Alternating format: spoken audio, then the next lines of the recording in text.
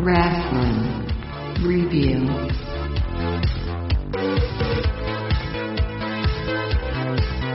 Hello everyone and welcome to this explosive new episode of the Retro Wrestling Review. I am Troy Adams and I thank you for joining me today on another trip on the time-traveling wrestling ring all the way back to the early 90s for Exploding Barbed Wire Deathmatches. And there's a lot to talk about, a lot to get into, so I won't take up too much of your time. I just want to remind everybody that if you want to keep up with the latest episodes, we are on podcast, Spotify, Google Podcasts, and all over the place. We are also on YouTube, so please go search for us, Retro Wrestling Review on YouTube, and subscribe and tick the little bell to be notified as soon as a new post goes up.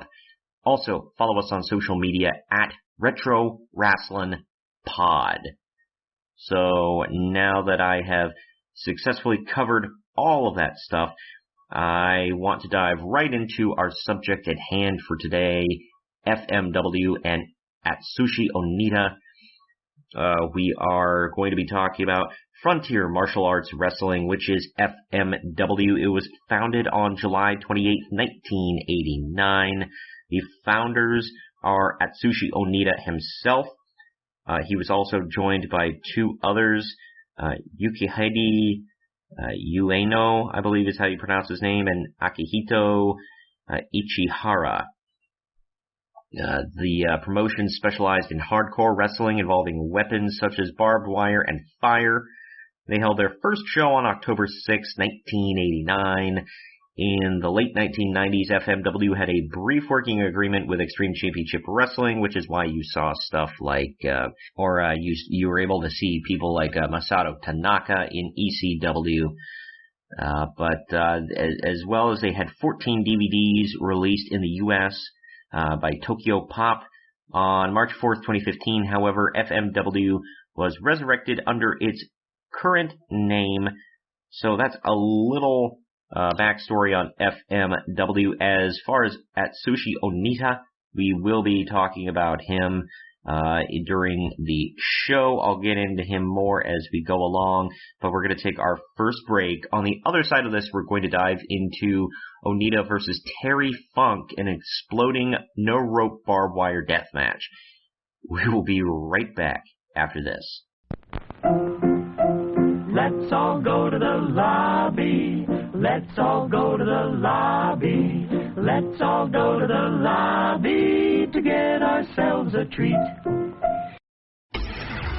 Main Event Marks is a retro pro wrestling podcast hosted by two lifelong wrestling marks and walking wrestling encyclopedias, Troy and Greg. Every Wednesday, we do a breakdown and review from a fan's perspective on some of wrestling's biggest and most forgotten shows ever, along with the industry news from that time period, taking you back in history to when that event took place. Main Event Marks is available on all podcast platforms and on YouTube. Follow us on social media at @main_event_marks.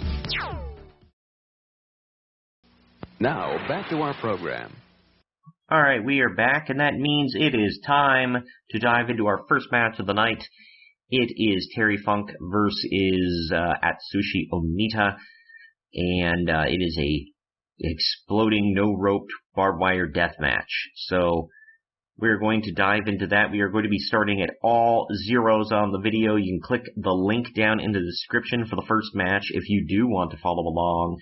The total runtime is 29 minutes, 29 seconds, and we will get into all of that as soon as my personal virtual assistant, Grace, counts down from 3 to 2 to 1. When she says play, we're all going to hit that play button, all right? We're all starting at triple zeros. Here we go. 3, 2, 1, play. They are literally doing the wave in the crowd. It's a little weird. This has to be outside just because of the nature of the pyro and everything. That announcer looks like he has no idea what he's in store for. Maybe he does, I don't know. But you see all these people walking around wearing like suits and looking all respectable, and then you've got a ring with no ropes, just barbed wire, explosives taped to said barbed wire, and then explosives all around the ring. I would talk more about Terry Funk in this match, but I think I'm going to save that. There's the man, Atsushi Onita. He is a crazy man. He is a weird man. He tried to do something with the WWF in the mid-90s, I guess, and there's Terry Funk.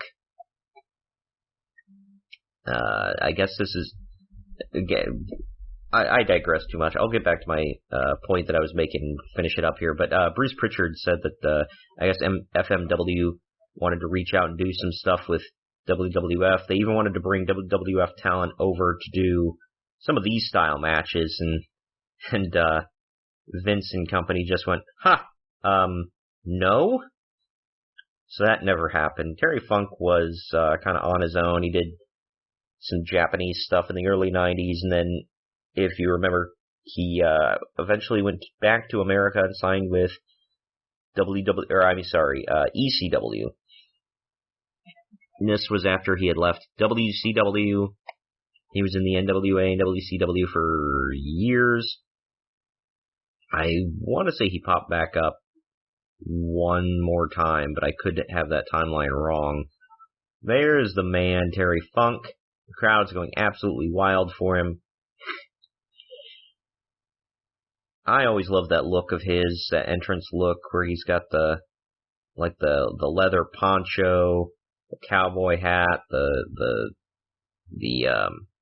chaps. Yeah. So I guess this is supposed, from what I read, because I don't know.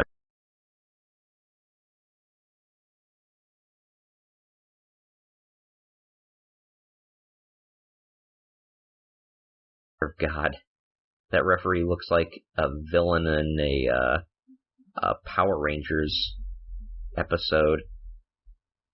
But anyway, Oneida turned on Funk, who was supposed to be his teacher. This seemed to happen constantly to Terry Funk in every promotion he was in. But now Funk wants to teach him a lesson by literally making him explode. Man. The reason we're covering this today, by the way, I should have covered it a week or two ago. It was because of the Exploding Barbed Wire Deathmatch they had in All Elite Wrestling recently at their Revolution pay-per-view. And I'll get into that here in a minute. But here comes Oneida. They've got the smoke billowing out. He's got a crew behind him. The crowd doesn't seem so hyped for him. I mean,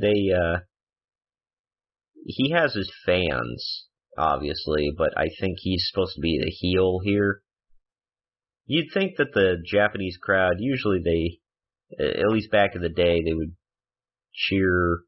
A lot of countries, not just Japan, a lot of countries would cheer the native, and especially if they were taking on an American, they'd boo the American. I don't know why Funk got back out of the ring. He slid in the ring, and then he slid out of the ring, and him and Oneida are not touching. I guess he's going to give him a chance, get in the ring, get his ring jacket off here. This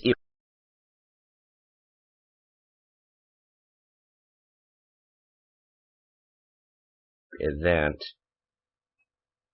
took place on May 5th, 1993, at the Kawasaki Stadium in Kawasaki, Kanagawa, Japan. This was the 4th edition of the company's flagship event anniversary show, commemorating the 4th anniversary of the company.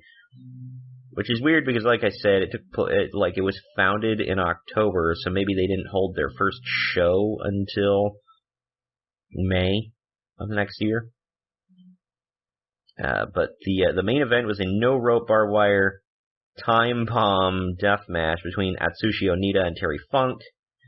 The event was also notable for a captain's fall, losing captain leaves town, no rope barbed wire tornado street fight death match. What the hell? Captains fall. Losing captains leave town. Okay. No rope, barbed wire, tornado, street fight, death match. Good grief. This was just nuts. But it pitted Tarzan Goto, the Great Punk, and Katsuji Yuta, I guess, against Team Canada members Ricky Fuji, Big Titan, and the Gladiator in a losing effort. So, Ricky Fuji, I don't even know who the hell that is. Matsunori Mora, I don't know. Never heard of the guy. But Big Titan was Rick Bogner, aka the fake Razor Ramon. By the way, here we go. The match has started. They're circling. The Gladiator was Mike Awesome, by the way. So two members of I don't understand why Mike Awesome kept getting thrown into various Team Canadas. He's from Tampa, Florida. Never, ever, he never wrestled in Canada. He's not Canadian. He never lived in Canada. This deathmatch is starting with a tie-up. I don't completely hate it. Man, Onita's really working it there. Look at the facials. My word. They're working that tie-up right in the center of the ring. He's a little, I can't tell you. He looks a little doughy, I'll say. I've never really watched a lot of Onita stuff, so I don't know much about him. I haven't seen much of him. He has a sick-ass mullet, though. I'll give him that. But the event also featured interpromotional matches between female wrestlers of FMW and Ladies Legend Pro Wrestling, LLPW, and All Japan Women's Pro Wrestling, AJW. Okay, then. The attendance for this, by the way, 41,000 people paid to see this. 41,000. That's nuts. And again, it was May 5th, 1993. They're avoiding the barbed wire and the explosives right now. They're doing a good job at that. But Funk just chopped the devil out of Oneida. And going right to the Texas jabs, dancing around. And Onita's standing there just like taking it, not even guarding himself. They've clearly been in a fight previously. Oh, and he's into the ropes. Bam! Onita got his back blown up. Ooh. See, that was the thing from the AEW match I didn't like, was when the explosions went off, you could tell it was just kind of like poof, and it didn't leave a mark or anything. They should have put like black smoke or something in there, because with Onita, you could see the explosion on his back from the black smoke, whatever. And I don't know if whatever they used actually hurt. They might. Yeah, he's got like, it's almost like gunpowder on him. And his arm's already opened up, like right below his wrist on his right arm. Onita is bleeding. Funk is ripping and tearing his hair, his shirt. Now he's biting him. Oh man, in the back of the head. And pile driver in the center of the ring by Funk, and pile driver. Good grief. 1, 2, and that's not going to be it. He's only bleeding from the arm. You've got to kill him. But this 4th anniversary show is considered a huge success for FMW, by the way, as the key attraction of the event was the main event between Oneida and Funk that we're watching right now. 2, kick out by Oneida. But that drew the crowd of the 41,000, the biggest of FMW until then, and the event brought a revenue of $1,800,000. The 4th anniversary show received mixed reviews from... there's another explosion, by the way, I missed it. Oneida, back first into the barbed wire ropes, and boom. So far, he's been getting it. And Funk is telling him, get the hell up. And he's mouthing something to the crowd. Explosions! Anyway, this received mixed reviews from Ryan Mancuso of Puroriso Central. He rated the event 5.5 stars. He considered it a two-match show, rating the interpromotional match with Kudo and Toyota versus Toyota and Yamada, quote, the high quality of match that fans expect from those four ladies, and called the Oneida versus Funk main event, quote, a great spectacle to watch, with, quote, the worked shoot matches were really bad. The six-man barbed wire match wasn't good, but it could have been much worse. Everything else was clipped into pieces. The Michinoku Pro six-man tag looked really fun. In the end, Toyota and Yamada versus Kudo and Toyota, along with Funk and Onita, are the only things worth checking out from this show. If you haven't seen these two matches, then the show is worth watching. If you have, then don't bother getting the show. Cool, man. And Funk is still, he's yanking the hair out of the roots, just about, of Onita, just inches away from the barbed wire, trying to put him face first into it. And Onita's up, but there's a side headlock from Funk, and a back suplex from Onita in the center of the ring. There is blood covering that mat. I think it was there before these two even started. Onita's got blood all over him. He really opened up his arm bad. He's bleeding horrible. That referee, just that hazmat suit is ridiculous. He looks like a spaceman. It's all silver. He's wearing a helmet. It's like, it was goofy to see the guy in, I think it was Bryce Remsburg or whatever the referee in AEW wear it.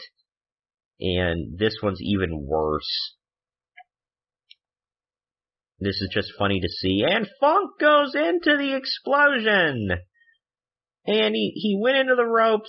It exploded. The referee took a bump backwards. It's pandemonium. Who decided on that hazmat suit? That's what I want to know. I'm going to say Onita. I'm going to give him the credit for that horrible, horrible hazmat suit that the referee's wearing. Funk stumbling around, almost stumbled into another set of ropes. He is just falling all around. He face flopped right in the center of the ring, and he's just gyrating around.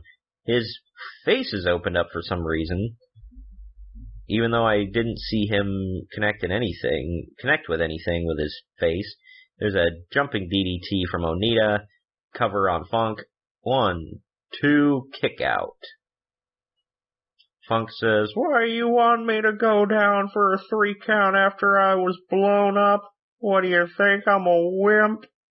Your mother's a... Yeah, I'm not gonna say it, but anyway. Funk they're fighting here close to the barbed wire.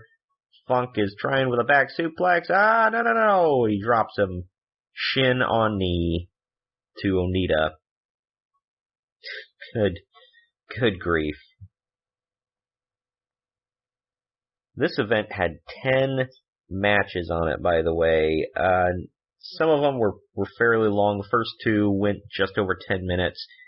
Then that Captain's Fall match I told you about went almost 26 minutes. There is a 6-man tag. I assume that was the Michinoku Pro one. Went about 20 minutes.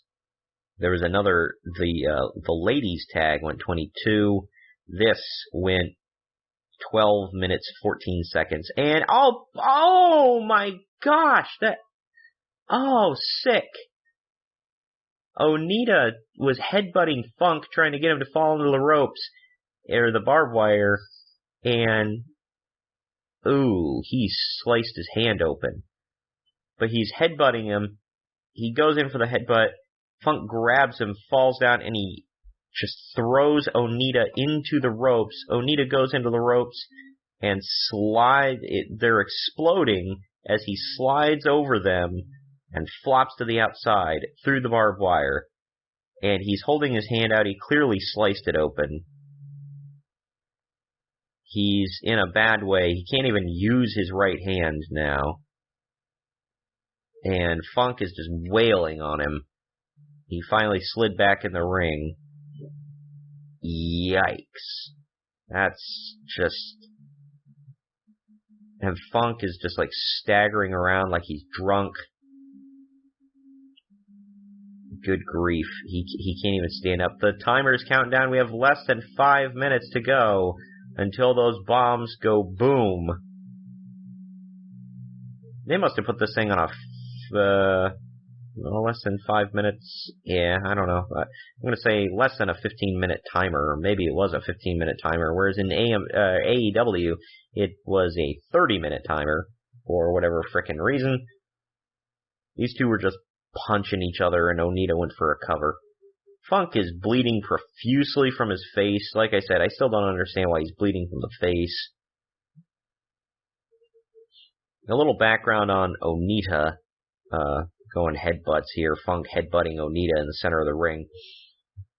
Onita was born October 25th, 1957. So that would make him 63 years old at this current time. He's from Nagasaki, Japan. He is considered a Japanese actor, politician, and semi-retired professional wrestler. After seeing this crap, who would want to hire him for a movie or elect him to any sort of office? My word. He held the FMW Brass Knuckles Heavyweight Championship a record 7 times and headlined the first 6 editions of the company's premier event anniversary show from 1989 to 1995. So there you go. Funk with a spinning toe hold, center of the ring. That is his signature. Going for it. And he's still cranking on that leg. Onita, after all he went through, I'm sure the spinning toe hold isn't much. He kicked him off into the exploding barbed wire. And Funk is hung up like he's caught in a spider's web. He's shaking. He's screaming. We have 3 minutes to go. Countdown, ladies and gents, until the bombs go boom.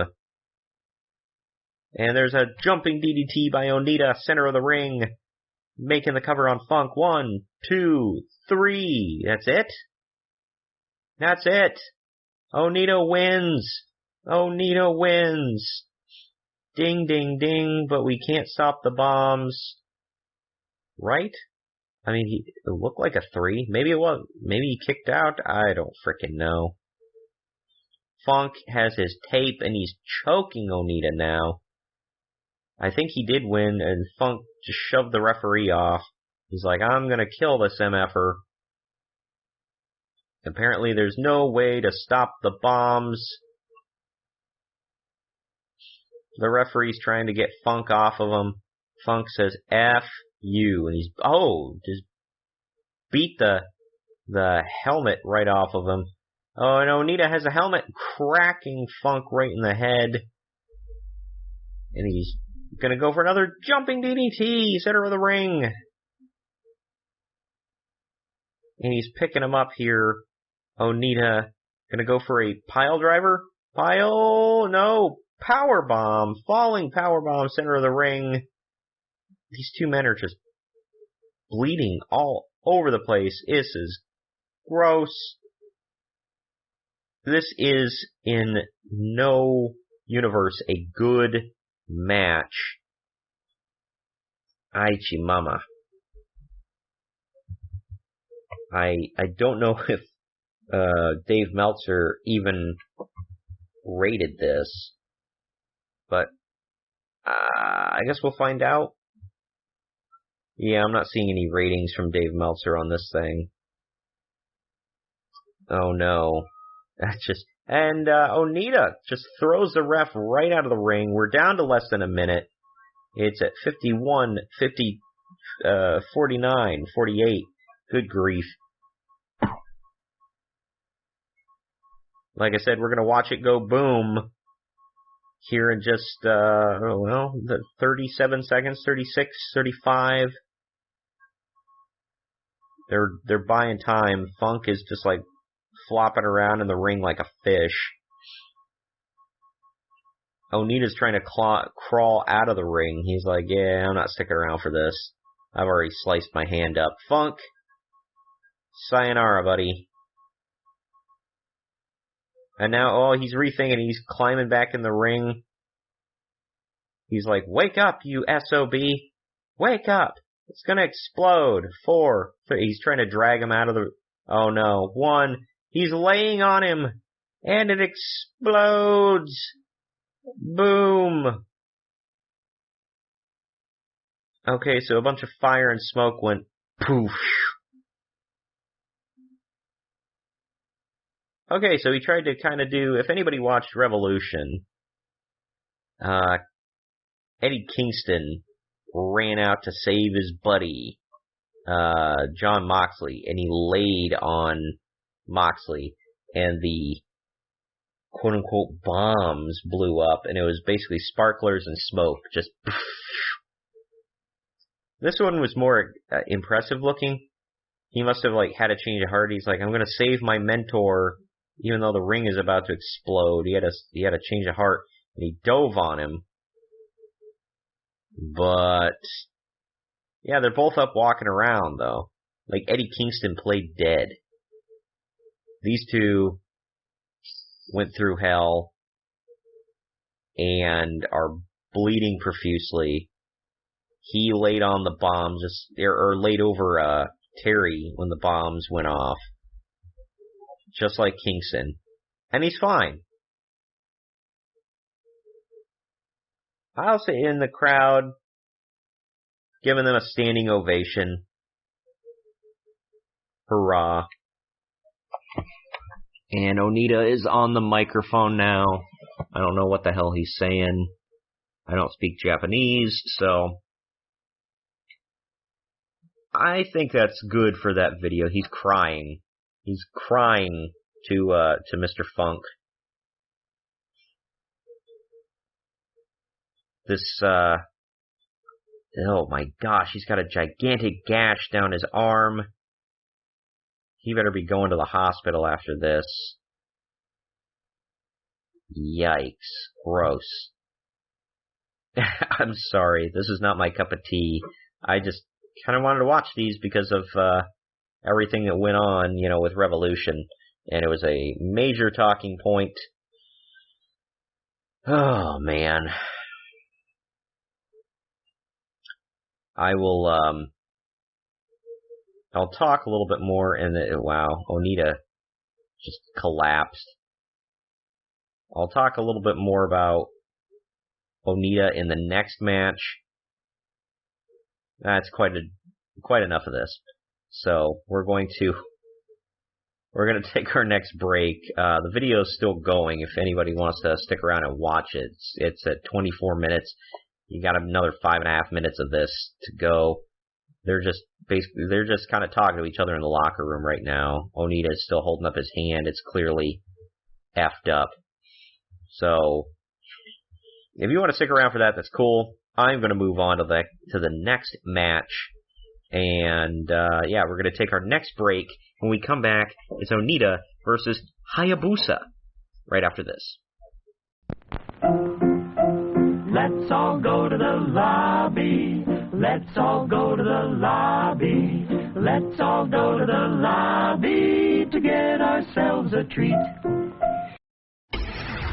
Main Event Marks is a retro pro wrestling podcast hosted by two lifelong wrestling marks and walking wrestling encyclopedias, Troy and Greg. Every Wednesday, we do a breakdown and review from a fan's perspective on some of wrestling's biggest and most forgotten shows ever, along with the industry news from that time period, taking you back in history to when that event took place. Main Event Marks is available on all podcast platforms and on YouTube. Follow us on social media at @main-event_marks.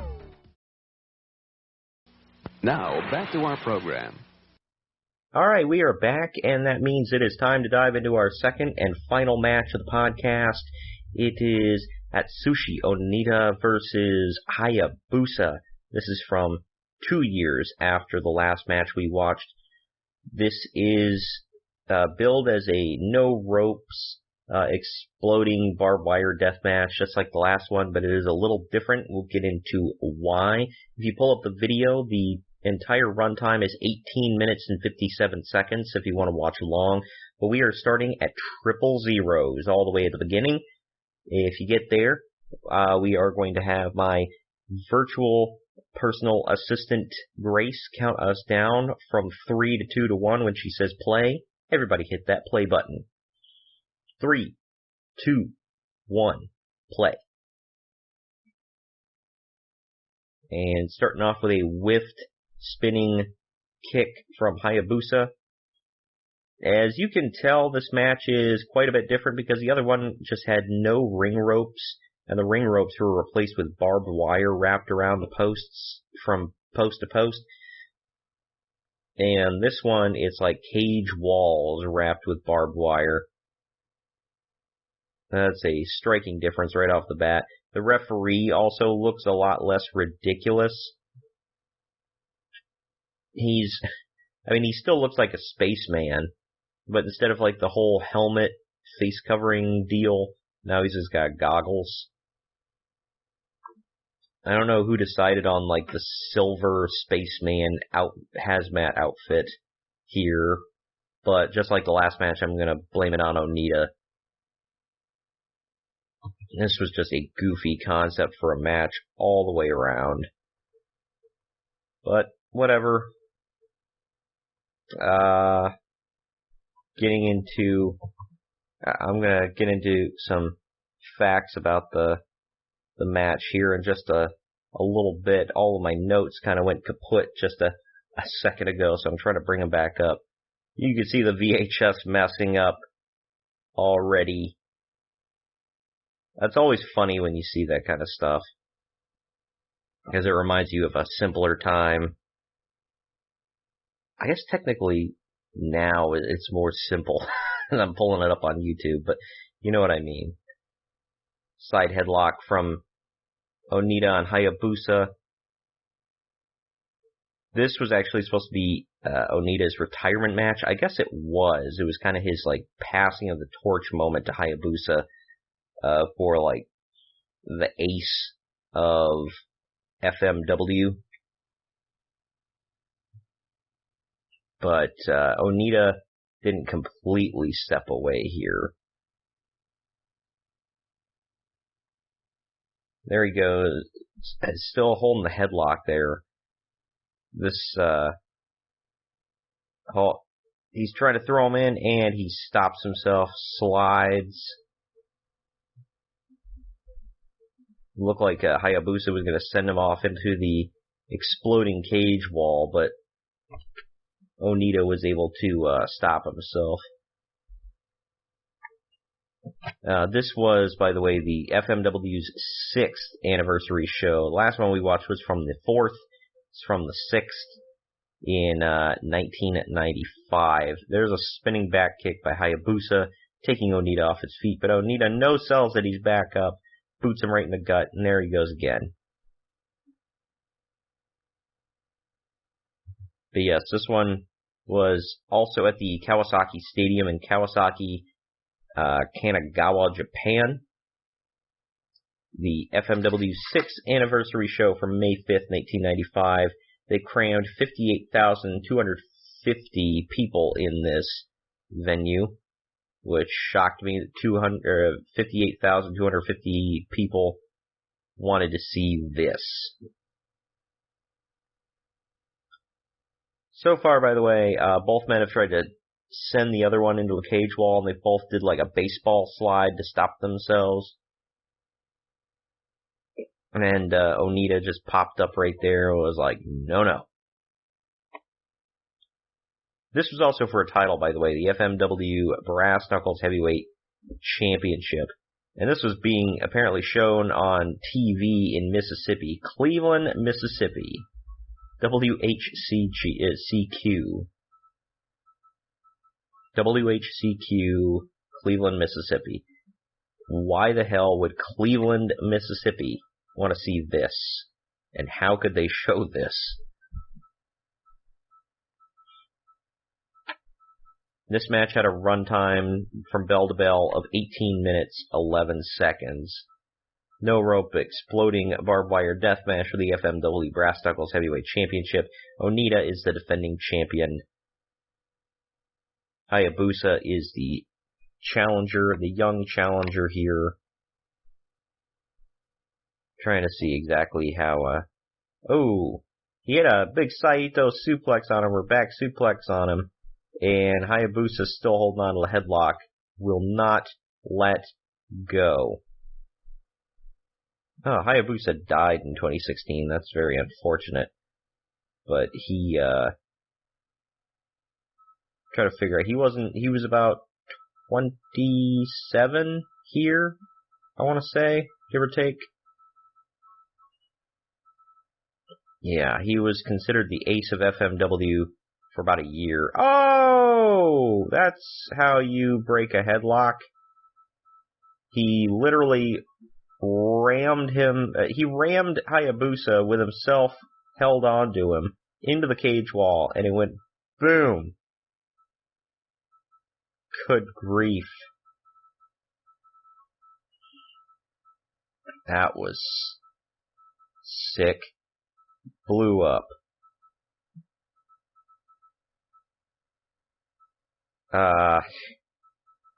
Yeah, so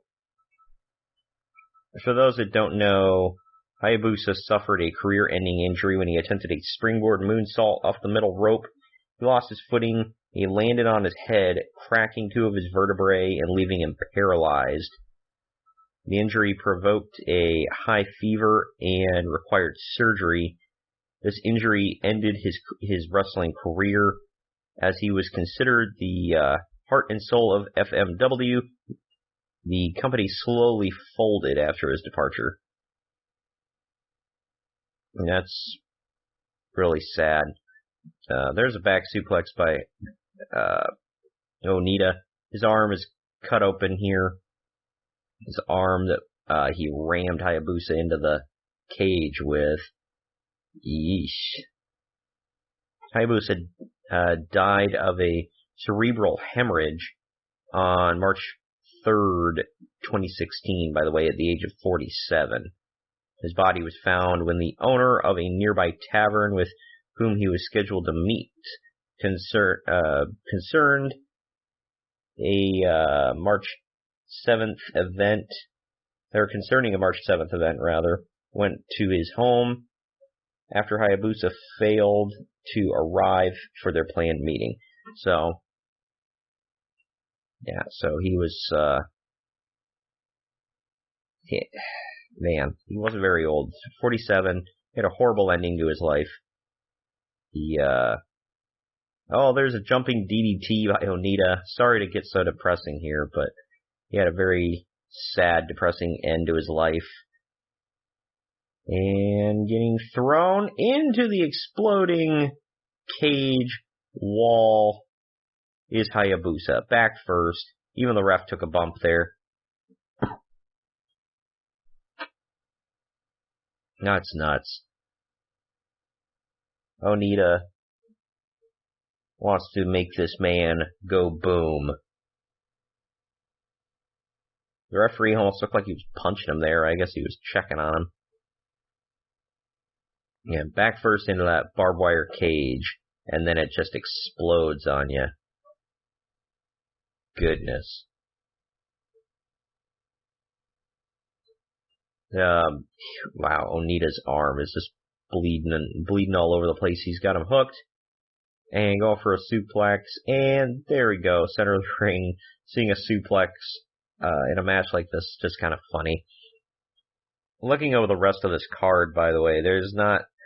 I mean, they have a tag team titles match before this. What's funny is they have a tag team match earlier in the card where Horace Boulder and the Gladiator were defeated. That is Horace Hogan and Mike Awesome, who are cousins, and I believe they're both nephews of Hulk Hogan. So there you go. There is a match for the FMW Independent and WWA World Women's Championships. It was Megumi Kudo versus Bad Nurse Nakamura. That name makes me laugh a little bit. The original Sheik was on this show, by the way. He took on Damien Say. The match lasted less than 2 minutes. 1 minute, 47 seconds exactly. Onita has a sharpshooter deep in on Hayabusa here, and then just let it go. He was holding it for a while, then just decided, I'm going to break it, because I want to beat him up more. Looks like Hayabusa's chest, definitely his arm, is bleeding. And he goes to a half crab, sinking it in deep. They had another match on this card. It's the second match on the card. It was called a different fight style, different style fight. Basically, I guess it was a worked shoot fight, because somebody won via knockout in the third round. That's a little weird. I've never heard of anything like that. But, this was called Frontier Martial Arts Wrestling, so I assume it was just, some worked shoot fight. Especially if they're talking about rounds and knockouts and whatever.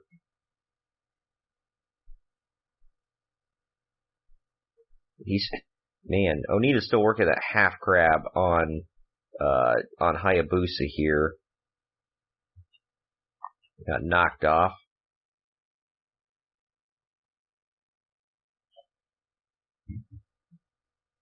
My cats are running around just being absolutely crazy right now, so it's a little distracting. I apologize. And he's got that side headlock again. These two have been working side headlocks throughout this whole match, which is a little weird to see. This one hasn't been super entertaining, I'll admit. Just tons of headlocks and rolling around. And there he goes! Oh! Hayabusa sent...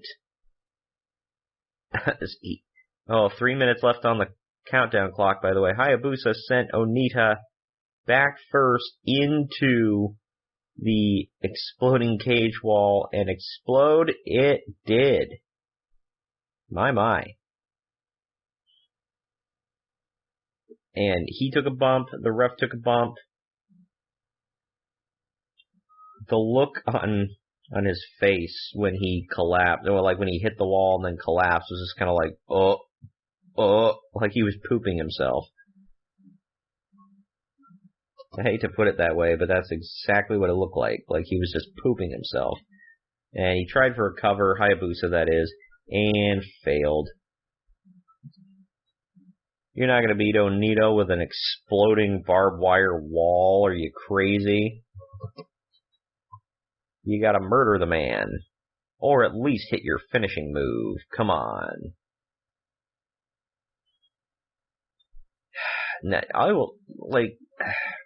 This is giving me new appreciation for the match in AEW at Revolution. So that match actually was really good up until the end. These matches are not. Hayabusa's got a figure 4 in on Onita right here. He's got it locked in. He thinks he's got it locked in. Onita's fighting it. Man. It's just been a lot of submission holds, rolling around. Every once in a while you'll get an explosion. Nothing groundbreaking on this show, I'll say that. Yeah, oddly enough, not a whole lot of crazy matches on this card. Oh, Onita's setting up for Powerbomb! Falling powerbomb to kick out from the jackknife cover. Onita nailed a falling powerbomb on Hayabusa, who tried to fight out of it. But if you're looking at if you're wanting like crazy match styles or whatever, jumping DDT, center of the ring by Oneida. Gotta call the cover. 1, 2, kick out by Hayabusa. He's kicked out of a couple of them already. And a powerbomb, and going into the exploding cage wall. And there's a spinning wheel kick by Hayabusa on Onita. Rushing him. Duck, and he goes face first into the exploding wall. And everything explodes. Mother of God. Holy cow. You can't see anything. It's just smoke. He went into one cage wall and all the bombs went off. And Oneida collapsed on top of the ref. So the ref took a bump. Onita's laying on top of him. Like, bro, get off me. I hadn't seen the countdown clock in a while. Was it scheduled to go off at that time, and Hayabusa just so happened to hit the wall? There's another dude who somehow managed to get... I don't know how other people managed to get in that damn ring, because they've got it surrounded with a barbed wire cage wall. And dust and smoke are everywhere. I'll say that was a pretty impressive explosion. How is Hayabusa still moving after that? Good grief. Oneida setting him up, got him up, power bomb. No, is anybody counting the? Yeah, somebody was up counting the fall. That was a 2. The ring is covered in ash. There's a little dude in a green polo now doing the refereeing duties. It's just, what the hell did I just see? Everyone exploded. Everything exploded. Let's keep wrestling. Going for another powerbomb. Here we go. And no, Hayabusa reversed it with a Hurricane Rana sitting on him. 1, 2, kick out by Onita. Onita looks just like confused and kind of out of it. Now Hayabusa's setting up for a powerbomb or something. Ooh, basically an awesome bomb off the shoulder. Now what? He's going... Oh, he's climbing the cage. Climbing to the top of the cage and... missed the moonsault! Nobody home! Nailed that ring. My gosh. This is still going. Okay, now it's getting to the point where it's nuts to watch. Like, this is just absolutely crazy. How is this still going? Ugh, man. And Onita setting up for another powerbomb. Nailed it. 1, 2. Of course it's a kick out. Why wouldn't it be? They're just hitting the same moves on each other repeatedly at this point. They're like, we didn't plan this out very well past the whole ring goes boom aspect. Oh, man. I need coffee. It's early in the morning, and I need coffee. I'm trying to record this. There's another powerbomb from Oneida. I'm trying to record this on a Monday morning for y'all, so I can get it posted on a Monday like I always do. I know I said it wasn't going to come until Tuesday. I really wanted to get it done today, get it posted. We'll see if I meet my goal. I apologize if you hear a revving car. There's a jackknife powerbomb. 1, 2, 3. And the tape messes up. We're back. Alright. Onita won? That's not supposed to happen. Or maybe it is supposed to. That was... It said XPW. but then the video says FMW. This was FMW's... Yeah, okay, so Onita did win. Never mind. For some reason I thought Hayabusa won. So... yeah, you know what I told you just a little bit ago about the whole passing of the torch? This was Onita's final anniversary show main event. The show is notable for featuring deathmatch wrestling legend The Sheik. I already told you about all that. But it was Oneida versus Hayabusa for the Brass Knuckles Heavyweight Championship. It was billed as Onita's retirement match. Onita defeated Hayabusa to retain the title. Okay.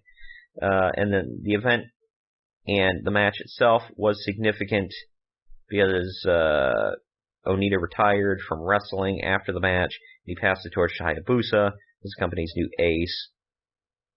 Obviously, Onita wasn't done. He still kept coming back. But, yeah, so... wow, yeah. I'm going to retire, I'm going to pass the torch, but hey, I'm still going to beat you, okay? Like, look, let's not get a big head here. Anyway, he came back in 96, so this was his second retirement, I guess. My gosh. He wasn't even that old at the time. He just had enough of rings going boom, I guess. But alright. So, that was a show this week, Exploding Barbed Wire Deathmatches. I hope you enjoyed them. I sure didn't. That was something. For all you deathmatch lovers, cool, I guess, whatever. But next week, we're going to cover Women's History Month. We're gonna honor it by covering Lioness Asuka and Medusa Michelli, mainly in Japan, because I found a lot of her stuff. So on March 29th, Medusa Michelli, Lioness Asuka, Women's History Month. And that's what we're going to be talking about next week. So look forward to that. I love Japanese women's wrestling, so that will be fun to cover. Thank you all for joining me today. I hope I didn't chase you off. We will see you next week. Stay retro.